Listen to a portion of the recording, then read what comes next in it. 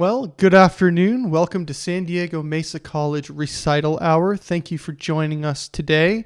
We have an exciting program for you up ahead. But first off, if you have not come to one of our Recital Hour live streams before, I'll do a quick explanation. So this class used to be a class of concerts that we would have live and invite members of the public, such as yourself, to come join. But since obviously we're all online, we've decided to do the exact same process, but online.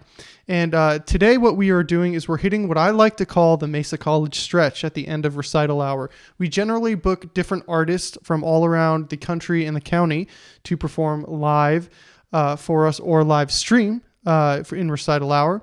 And at the end of the semester, what we like to do is showcase our ensembles and classes and some of the stuff we've been doing that we can present to the public in the Mesa College Music Department. So today we have a very special guest, probably the most special guest we've had all semester. You've already guessed it, it's me. I'm the director of the San Diego Mesa College Guitar Ensemble, and we will be showcasing some of the work we have been doing this semester. So what I'm going to start with in part one, as I call it, is showing you a presentation we put together for the Mesa College showcase, the music department showcase, about a month ago. So I'm going to show you that video. And in that video, I kind of already do describe how we run the class and how it's gone forward. Then in the second portion of the class, I'm going to showcase some new repertoire that we've worked on. And I'm going to explain some of the differences we had in our approach. And hopefully you'll be able to see a little bit better of, how we got better at the things that we were doing. So without further ado, I'd like to present to you part one of the San Diego Mesa College Guitar Ensemble performance in Recital Hour. It's like Inception for my classes. It's one of my classes in the other class. Less talking, more playing. Good evening, and thank you so much for joining the San Diego Mesa College Guitar Ensemble for our first performance this semester. Now, I think we can all agree that this semester has been a little bit different than previous semesters. So let me explain real quick how we approached this semester and rose to the challenge of not being able to get together while maintaining a guitar ensemble. This semester, one of the unique challenges we had was actually being able to put together pieces while not being in the same room. But technology has advanced to the point where we can definitely make that happen. Using a website called bandlab.com, I had all the students log in, create accounts to this free music editing software site. This site encourages collaboration as well as giving students the ability to edit their tracks. I created different ensemble groups for different students and had them all create tracks on BandLab.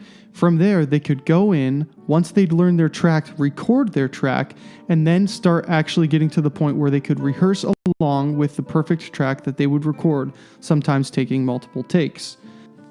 Our job was not done though. Students had to synchronize video with audio in order for us to make an acceptable performance.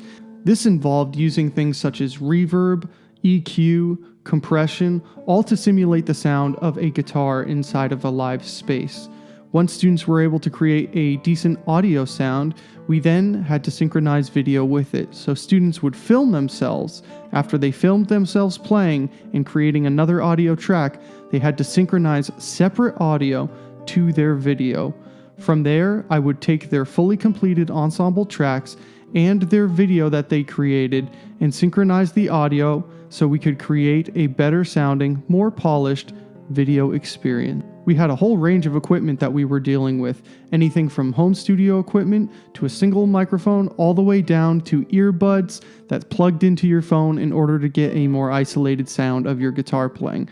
So we have a range of different qualities, but each student was able to prepare something better than just pulling off audio and video from their cell phone. So to the students of Guitar Ensemble, great job so far, and I can't wait to see where this process takes us by the end of the semester. If you're interested in Guitar Ensemble, feel free to email me, listed right about there, and you can always check out our ensembles page to see what we are offering for next semester. Again, if you are interested, contact me or anyone in the department, and we'll set you up. Thank you once again, and I give you the San Diego Mesa College Guitar Ensemble. Enjoy.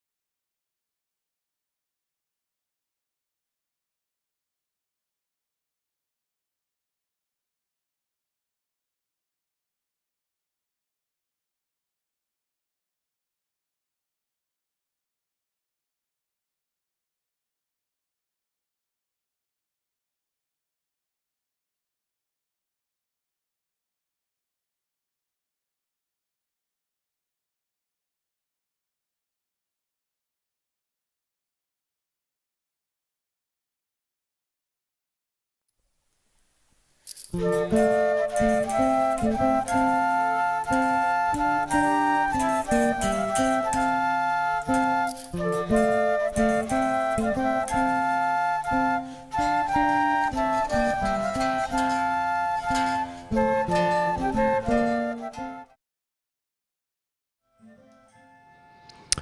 right. So, a lot of me talking at the screen and you not hearing anything, correct?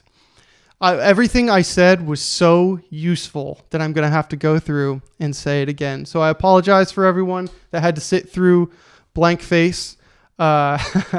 So here we are. I was going through what's in part two. So in part two, we have a quartet, Spagnoletta by Michael Pretorius, a very famous Renaissance composer known for a collection of works. And a lot of his works actually reference other composers and their melodies as well. We use them a lot in guitar ensemble performing. So a lot of the Renaissance pieces you have seen have come from this collection. The next piece that we're going to be looking at is the duo Bach Invention Number 4, the first Bach thing I ever tried to play with my twin brother on electric guitar before we could either read music or anything. We thought it would sound cool as a heavy metal version, but nobody needs to know any more things about Johann Sebastian Bach because you'll just be studying him constantly. If you know his dates, you know the Baroque period, so just learn his dates. It's helpful. All right, and then we have a duo, El Peño Maruno. This was probably the longest diatribe that I wish I didn't have to say over again. But El Peño Maruno, the title stands for the Moorish Rag. Now, what does that mean? Who were the Moors? Well, the Moors were the Muslim influence on Southern Europe back in the day, and they came from the northern part of Africa, and they kind of brought their musical influences with them. Now, if you think of the plucked string chordophones we're used to, the guitar, the theorbo, the arch guitar, the guitarra, I'm dancing around the obvious here, the lute, because the lute gets its name from the oud. So obviously right there you have Moorish influence on Western European classical music. And that kind of more exotic Spanish sound that you get from the music at the time, that's a little bit different from the Italian, the German, and the French sound. That typical Spanish sound really does have a lot of its influence from the Moors. So if you're ever confused on who were the Moors, well, the Moors were the Muslims that were influencing music. And if you ever get a chance to go to the southern part of Spain, I had a opportunity to go a little over 2 years ago, and you go to Gibraltar, which technically isn't part of Spain, but I digress. You can kind of see Morocco from Gibraltar, and so I did make a day trip to Morocco. Beautiful country. But yeah, so that's the Moorish influence on Spanish music, which eventually has a huge influence on Western European classical music in general, which brings us to a quartet by Santiago de Murcia. It is a fandango. So here we are with a very Spanish style of music.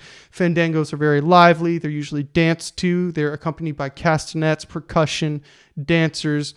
Very Spanish sound, and also had a huge influence on Western European classical music in general. Italian composers, Luigi Boccherini, he has fandangos. Scarlatti, a lot of his keyboard sonatas are reminiscent of fandangos. All the way through Germany, France, England, they all fell in love with this musical style because it was so lively. So we brought you a fandango as well. And I will say I pinch hit on this one. I played guitar one since our guitar one unfortunately dropped. So I tried to edit myself in there as little as possible to showcase the rest of the members. We also have a soloist today, Cynthia Obadiah. She is playing Pavane Number 1 by Luis Milan. Beautiful Renaissance piece, very stately. And it's kind of nice to have a solo in there as well. So I hope you all enjoy this performance for real this time and that you could all hear me. So thank you for letting me know in the chat, and enjoy part 2 of the San Diego Mesa College Guitar Ensemble performance.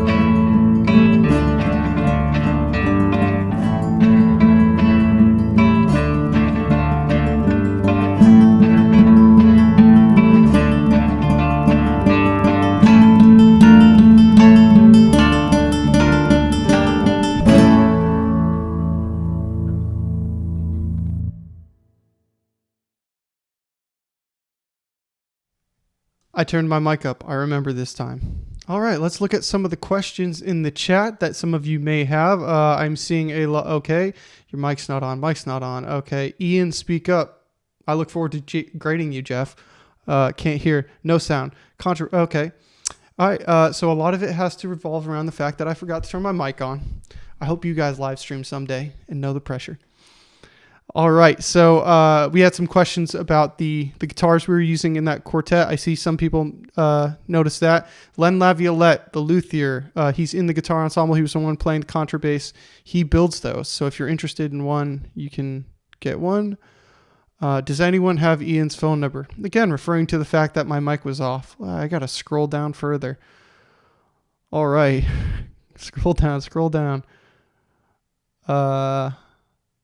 Flute in the guitar ensemble. Oh yes, our Sarah Maxwell joke. So she played part 1 and part 2, which were 2 guitar parts. But I thought it would sound better if she covered both of them. So that was funny. Some people thought it was. All right.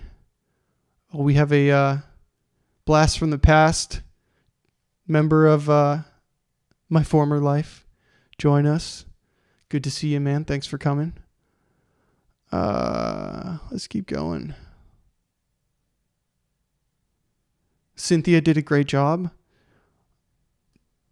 John White, all done in one take without mistakes. Of course it was. All right, so now that we're here, I need you guys to... Furman, how many times do you guys meet a week to coordinate all this? 2 times a week, just like normal guitar ensemble, same amount of time. What we generally do is we have our Tuesdays set up for like lectures. And so I might do anything in a lecture from address how to film, how to record yourself, how do you want to appear on film. I might do Giuliani studies, scale exercises, general guitar technique. And then on Thursday, we do a workshop day where we all get in Zoom, breakout rooms. Everyone goes to their different rooms and they work out their parts. I check in on everybody's stuff. And we're doing it via bandlab.com for the audio recording, which we log in. We look at each other's stuff. There's a bit of a learning curve getting all the audio going in this. And then, of course, the synchronizing video as well. So, 2 times a week, but it feels like a lot more, especially when I'm the one who had to edit all that video. And that took a very long time. I'm not complaining. Small complaints. All right. How about another question from the chat that we can answer about the San Diego Mesa College guitar ensemble? Oh, I see a question in there. Ian, all that information you were spewing about the Moores was so interesting to me. Is there a class that we can sign up for that solely focuses on society and its influence on music and music's influence on society? Why, yes.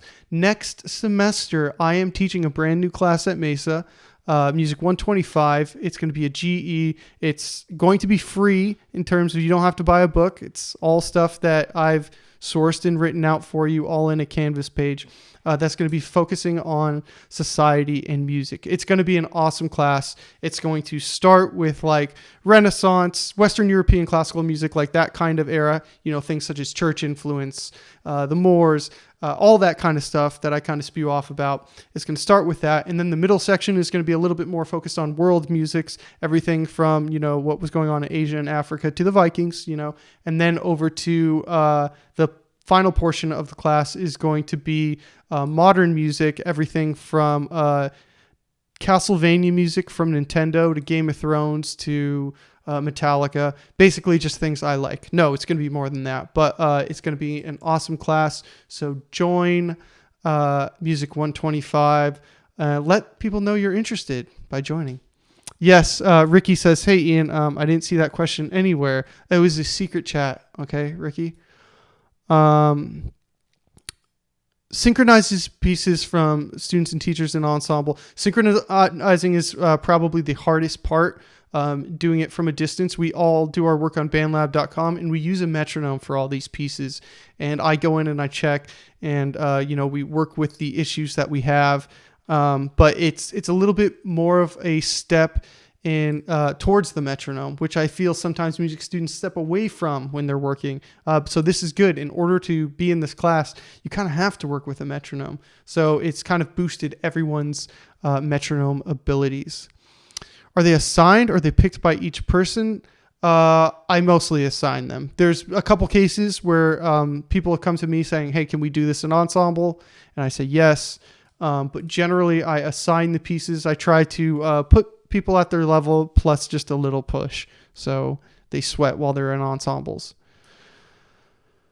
Yes, Len is correct. I stuck everyone into parts and they are slaves. How about some more questions? Any guitar questions? Well, you've got me here. Main challenges this semester. Oh, all of them? Everything? Everything from motivation to synchronizing parts to learning. I would say the biggest challenge that we had this semester was learning the new technology that we were going to be interfacing with, bandlab.com, and then putting video to it. And so once you've had the experience with BandLab, being able to record yourself, make a video with it, make it sound clean, have the video synchronized to that audio instead of it being on your like phone audio or something like that. So working through that, and then things such as how we share the videos with each other. We're using Canvas Studio. How you share on Canvas Studio. You can't just add someone. You have to click add and then click OK and search the person. So there was all these things more logistical that were difficult about putting together an ensemble. And I will say from a conductor perspective, a lot of what I do when I conduct is reactionary, right? I sit back, I conduct a piece, I listen, and I go, oh, that note was off, that note was off. It's a completely different process when you're doing this all digital. Everything has to be planned in advance. And there's a lot more prep work for me that goes into rather than just kind of riding the wave that is an ensemble and reacting to what's going on. So it's a very different approach. But to be honest, I'm really enjoying it. And I think the students are as well. There's definitely going to be some aspects of this that I incorporate whenever post quarantining. Into this, like using BandLab and parting and those kinds of things. It was a great experience. And I'm getting a lot of feedback from our students that some of the video editing and the synchronization and the audio is the most rewarding part of this semester. John White. Is the audition difficult? Audition for, I assume you're saying audition into guitar ensemble or audition into the AMP program. AMP program, you definitely would want to have private lessons if you're considering AMP. Get private lessons. We'll set you up with that. No strings on that guitar. No strings on what guitar? There's strings on all the guitars I have and strings on all the guitars that were played. Maybe it's just a thing that you can't really see with the quality of the camera. Before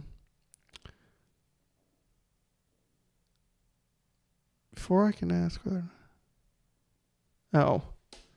what was the hardest part in editing the videos? Synchronization is starting of it, but then just dealing with the file sizes on my computer, formats. I use Adobe Premiere, which is a pretty high-end video editor, and the best video editor that you can get doesn't work well with the most common file type, which is .mov, which is, the iPhone is the most popular camera in the world. .mov files, and it just closes if you put in a .mov, despite having codecs that you can have. I'm getting a little into the weeds with that one. But the hardest part in editing the videos is showcasing everybody, making sure everyone has enough time. Sometimes I would want to lean towards, like if a melody was playing in part one, I would generally have shown part one, but I was on part one. I don't want to show myself. I want to show my students. So, skipping the melody and going, oh, well, there's this other cool part in part three that we can showcase instead. And so just the sheer amount of time putting into, it's not like you just load it up and then the cameras cycle through themselves and make a cool video. You have to cut every single thing that's happening. So advice for a beginning video editor, just do it. Like, get on there and just do it. Whatever you're using, whether it's iMovie, whether it's the Windows equivalent of something free, get on there and start editing video. Use more than one camera. Your audio is more important than your video. So if your audio sounds bad, everyone's going to think you have low quality video. Your video quality can be okay, but if you have good quality audio, then it kind of tricks the whole experience into thinking that your video is better. How long do you practice in guitar ensemble for this concert? Since the beginning of the semester. I think they practice at least a few hours each week. I don't know how much they practice. Maybe a student can answer that. Oh, Elizabeth King, I love this question. Okay, kind of specific, but do you recommend converting video from .mov to at least MP4 for YouTube editing in general? Yes. So that the Fandango that we did, my file was a .mov. I have multiple cameras, but I decided since everybody else was using their phones, I wanted to use something that would look similar to theirs. And so I sent it to my computer, and when I was editing in Premiere, it kept crashing, and I didn't understand why. And then I was like, oh, even though I have the codecs for a .mov file, it just doesn't like it. So I deleted that, even though I was like a quarter of the way through editing, completely deleted it, converted it to MP4, put it back in, and then that made my life so much easier. So yes, 100%, great question. And you only know that if you've edited video before. So share some of your videos with the class or something, because I'm glad you asked. Yes, thank you for recognizing that, Jessica. Plans for next semester. Any ideas for new projects, songs? Of course there's plans. There's tons of plans. You'll just have to stay tuned and or join Guitar Ensemble. Furman, I think you've been in too many times, so they won't let you back in. So hopefully we can work on that in the future, getting you continuing to be on the ensemble, even if you've done all 4 parts of the units. All right. So it looks like everyone's run out of questions, either that or I talk too fast for the typing. So thank you for joining today's Guitar Ensemble. Oh, what's my favorite guitar on my wall? Oof. What's my favorite guitar on my wall? I just took one down right here. That was my new one. It's the Bjorn Gelote signature guitar from In Flames. That one I've been playing on a lot. I think it's the super drop tuning that I love and playing super heavy stuff. This one right here, that's a Matt Heafy guitar from Trivium. I really like that one. This one was owned by Kirk Hammett of Metallica, who inspired me to play guitar. Long story how I got that one, but he actually played on it. I love them all. But my current favorite is actually in a case right now. So nope. My current favorite guitar is on the floor right behind me. It's my Len Laviolette custom-made guitar, the Bassett Brothers guitar.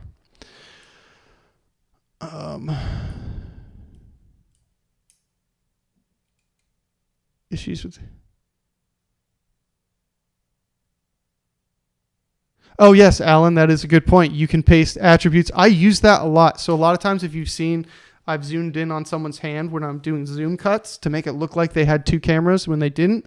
I'm like, oh, that's a good spot. I will just copy the attributes from that. And then if I feel like there's another shot that needs a hand, just paste it on. So you copy, and then you go over and you, when you go to paste, you can paste just the attributes of motion, which puts it in something. So what Alan's talking about is you can do your edits as well. But Alan, between you and me, I needed to re-edit anyway.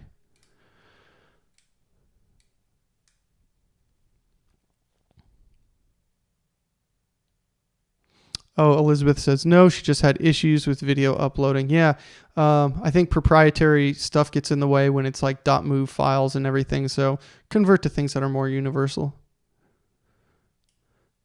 Cameras that I'd recommend that isn't your phone. Up to you. If you want to go the DSLR route, you know, the ones with autofocus are generally going to save you some headaches. My DSLR isn't autofocus. It's the Rebel T3i. Looks great, but you have to know what you're doing and kind of like be able to focus it yourself. GoPro is a good plug and play, but you know, you get that fisheye effect and you can kind of edit to get rid of that. But I use the GoPro for a lot of the establishing shots and the Bassett Brothers stuff. Phones, multiple cameras. I care more about the audio because, like I said, if the audio sounds good and I can edit okay, it works.